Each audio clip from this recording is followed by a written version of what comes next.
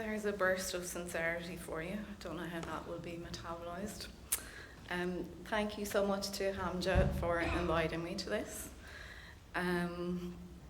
I think the most straightforward thing for me to do is to read from a text in the book that accompanies this film, and then have a little bit of time for questions afterwards, if there are any. The book is called Echoes, Bones, Parallel Play, and the text that I'm going to read from is also called Parallel Play. So, parallel play describes a type of play between children where each child may be engaging in similar activity, but the play appears to be beside each other rather than between them. It's often described as a phase of play that precedes more obviously social forms, such as associative and cooperative play. In parallel play, children are adjacent to each other, together, but often not making eye contact or talking that much. The classic image is of children engaged in different activities within the same sandbox. Within a neurotypical understanding of what kinds of play are most, quote, developed, and what kinds of socializing represent full maturity, parallel play that continues as a practice beyond childhood is sometimes seen as an inability to socialize properly. It can also be seen as a deficit in communication that might form part of a diagnosed disorder, particularly autism spectrum disorder, or ASD, which is a label I won't be using again after mentioning that. Such a clinical view of parallel play doesn't recognise or value distinctively neurodivergent ways of communicating non-verbally, of signalling without back and forth dialogue, or of establishing shared forms of respectful and creative togetherness. It can lead to mistaken views that all autistic people dislike social relationships and prefer to be alone. Echoes, Bones, this film, is a collaborative project with autistic young people that takes parallel play as a method of being and creating together, but turns those pathological value judgments inside out. The project borrows its title from a short story by Samuel Beckett. Echoes, Bones was written at the request of Beckett's publisher as the final story to conclude his collection More Pricks Than Kicks in 1934, which is set in North County Dublin, Ireland. When the publisher received it, the text was nearly as long as the rest of the book. Too long, horribly complicated, a rabbit hole of unintelligible references. The main character, Balakwa, who had died earlier in the book, inexplicably returned from the dead for the additional story, undoing everything that had come before. So the publisher decided not to publish it after all. Echoes, Bones, the project, our parallel play, takes its title from this dead end of the unpublished story and runs off with it in another direction, in another time. Echoes, Bones is a sandbox that I set up in roughly the same geography of Fingal, encountered by the characters in the Beckett stories from the 1930s. So this is an image of a map from that time, showing this landscape with what was then called an asylum, later a mental hospital, that you see in the film, as the kind of central point that the characters rotate around. Objects made available for discovery and exploration inside this Fingal sandbox were existing artworks made by Beckett, plays, stories, a film, and artworks made by other neurodivergent artists. I am very tickled by the deliberate awkwardness of the Echoes, Bones origin story and how the request of Beckett to make the collection more marketable resulted perversely in an even less palatable or even comprehensible product. This apparently stubborn attitude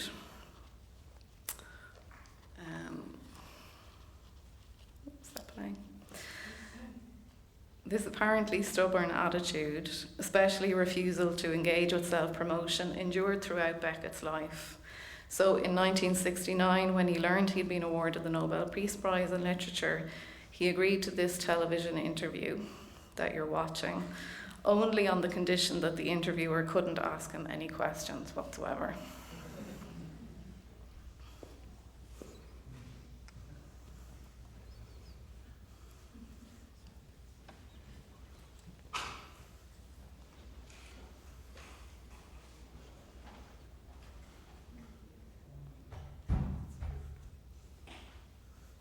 The recorded footage shows him staring resolutely at the camera in an unspeaking exchange where only the sound of waves and birds are audible from his Tunisian hotel room.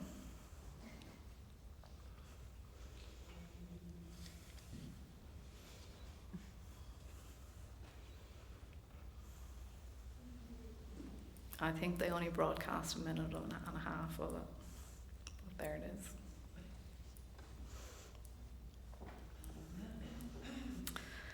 In the years that followed the publication of More Pricks Than Kicks, this quality of communication, awkward or obscure, also manifests in the characters of Beckett's writing. His plays are populated with people who might be addressing us from dustbins, while buried in a hill, moving with difficulty, obsessively recording themselves talking and then listening back, muttering over each other, gibbering into the dark, or unspeaking altogether. Such behaviours, if enacted by real people rather than fictional characters, might invite psychiatric attention or social rejection. As the project then echoes Bowen's questions why such neurodivergent styles of language and communication might be subjected to clinical scrutiny in everyday situations, but can be valued as artistically exciting and formally experimental in others. The young people who took part in the project were aged between 16 and 22 when we began working together. Mainly they didn't know each other before they responded to the call out for participants, which was circulated through schools, voluntary organisations, college societies, online communities, local newspapers, and personal invitations. Anyone interested in the project was invited to an online information session in February 2021, and over the next few months, those 13 young people met and created artwork independent of parents, schools, or other institutions. For some, it was their first chance to meet people like us. Together, we explored representations of autism in the media. We created maps of our pandemic routes, thinking about sensory landmarks, and also referring to the collaborative drawings of radical educator Fernand Deligny, who created experimental co-living settlements with autistic young people in France in the 1960s, and also an amazing body of writing and drawings like this one. We also explored works by Beckett, extracts from the stories in the collection More Pricks Than Kicks, set in North County Dublin, and adaptations of short plays for television such as Quad and Not I. In preparation for creating a film together, we also watched the only work Beckett ever made for cinema, dryly titled Film. Film is quite an unusual screenplay that, like Quad, Footfalls, and some of his plays, includes a series of rule-based movement diagrams. The film is shot completely in black and white, and it's entirely silent except for a single shh uttered very early in the first section, which works as a knowing wink to the audience and underlines the silence of the rest. The entire sequence of the film consists of a visual chase game between O and E, that is, O and his perception of himself. The difference between these perspectives is communicated through contrasting visual styles and camera angles. E is the eye that hunts O, the object, and O's view of the world seems impeded by a blur, something maybe like a cataract. We only come to understand this at the end of the film. At the conclusion of the cinematic chase, O has frantically covered all the windows and doors in the room that he sneaks into. He's torn up the eyes of a painting. He's attempted to remove his dog and cat observers through a kind of elaborate comic sequence. And finally, he's shielded himself from the looks of the goldfish and parrot, the only other living eyes in the room. O is played by Buster Keaton, a star of the silent film era, who's tasked with creating an atmosphere that's intended, in Beckett's words, to feel comic and unreal. He appears aged and wears an eye patch. Perversely, his iconic face is turned away from the camera until the very last moment. The screenplay instructs that he should invite laughter through his way of moving. As O, he appears exhausted and terrified of the camera's cruel and very piercing gaze. He's a creature of prey. Written in 1963 and set in 1929, Beckett's film is something of an homage to the early silent movies of Hollywood, but also resonates with the clinical films of psychology and neurology emerging around the same time, where Keaton's angular and exaggerated movements communicated slapstick before the possibilities of sound recording. Psychiatric patients who moved in idiosyncratic ways were observed in films as a means of diagnosing and classifying categories of disorder. While neurodivergent conditions are more and more frequently portrayed in mainstream entertainment media, whether explicitly named as such or not, these early clinical films are the earliest representations of what would come to be called autism. These utility films would have been produced as medical or educational aids rather than for entertainment. And they were often introduced with a disclaimer credit, clarifying the purpose and the addressee in terms that might be disturbing to autistic people now. Certainly, it seems assumed that they would never have been seen by autistic people themselves. Typically examining non-normative movements or social behaviour, the films don't really offer a way to understand the interior world of the autistic experience. They chiefly provide visual evidence of social or behavioural deficit or disorder, especially through the repetitive movements and apparently meaningless tics of the autistic child. Often the films are driven by a voiceover that interprets the visual evidence, and in this there's some similarities with contemporary autism parents who film their children without consent, especially during meltdowns, and upload the evidence to the internet. However, the movements observed from the outside that might be called tics can be experienced by the autistic person creating them as stims, that is, self-stimulating or soothing expressive social actions. The young people in the group brought this particular sensory awareness to their analysis of works by Beckett. I was very surprised and energised by the observation that the rhythmically moving figures in Quad, this TV play, pacing around a square to very precisely timed percussive music, bear resemblance to so satisfying internet videos, or the delight of ASMR and visual stimming. Within the Echoes Bones project and our process of parallel play, the group and I focused on exploring artworks created from neurodivergent and disabled perspectives. Throughout the development process, we gradually identified a set of principles or values focused on the kind of autistic representation our film could present and what should be avoided.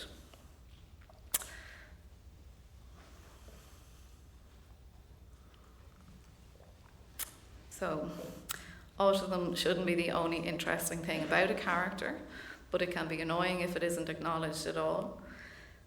We could emphasise sensory pleasure rather than considering sensitivity only in an overwhelming or painful sense. We should emphasise complexity and range of experience and emotion. We must avoid repeating boring, inaccurate and harmful stereotypes. So this was the brief that I was kind of given as a director at the end of this development process. The cliché of the lonely child or the isolated adult loner isn't necessarily true or harmless. In mainstream media, autistic people are nearly always shown isolated and on their own, but there's autistic community too. Perhaps the greatest challenge to the social, political and artistic imagination then was how our film could have more than one autistic character, an ensemble.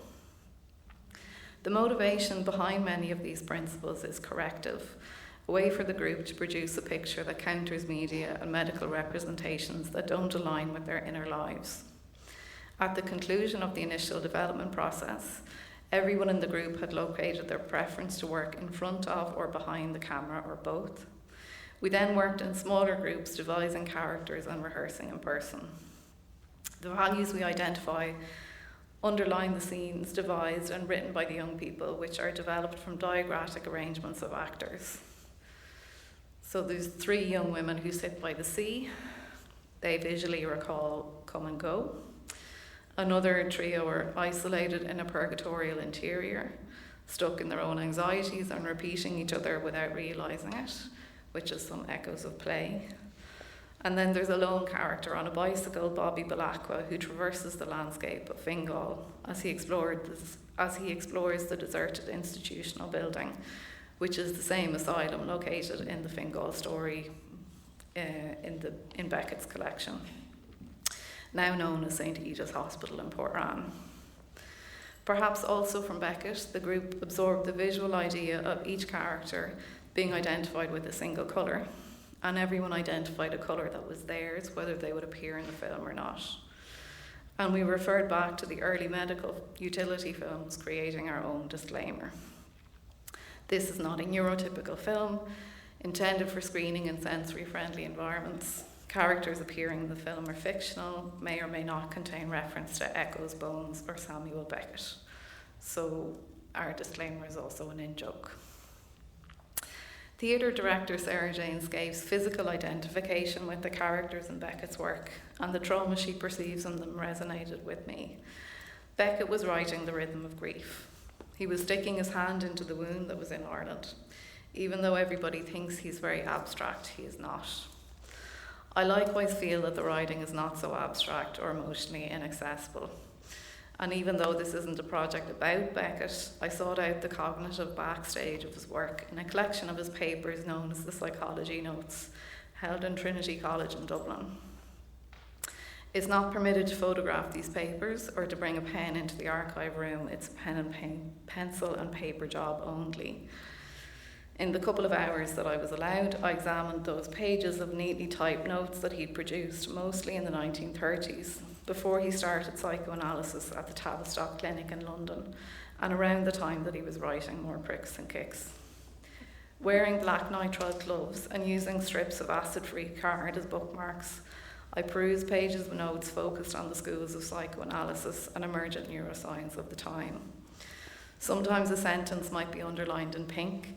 Often it was quite difficult to tell which phrases were direct quotes from textbooks and which were Beckett's own observations and responses. There were notes on dreams, symbols, lists of unusual medical terms with definitions where necessary, like gerontophilia, a special fondness for old people, child development, trauma and sexuality. One section lists schools of contemporary psychology, which he mapped in relation to their emphasis on interior or exterior states. He pays particular attention to behaviourist conditioning experiments on animals, such as Pavlov's dogs, efforts made by the dominant species to forcibly mould the responses of another into a different pattern preferred by the experimenter. And for people that are interested, those behaviour experiments have links both to conversion therapy for LGBT people and also essentially conversion therapy for neurodivergent people in the form of applied behavioural analysis. So there's a lot of kind of common territory there. One page contained a phrase that didn't seem to be quoted from a book, though I'm not sure. Every fear a wish. It makes me think of the anxiety of communicating in groups wrapped in a desire for belonging, something like the knot of desire and anxiety that cultural theorist Lauren Berlant identifies as the pleasure in anonymity and in being known, the fear of abandonment, not mattering, and the fear of mattering the wrong way. It makes me think of the tender compulsion to draw laughter out of someone else, folded into the fear of being laughed at, or a joke being squashed by dead air. And it makes me think of O in film and his compulsion to hide from all who observe him.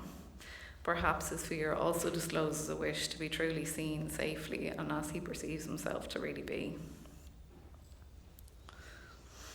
Autism in the Echo's Bones project is not a deficit, a disorder, or a problem to be fixed. It's a condition of sensitivity and divergence from what socially and cinematically measured is normal. As a condition, it's a way of asking what a neurodivergent cinema and art and world could be like. Our work together values distinctively autistic forms of expression and detail-oriented modes of attention such as info-dumping, pattern finding, sensation-seeking, listing, wordplay and repetition. We explored the politics of echolalia, a distinctive form of speech that involves the repetition of words or phrases.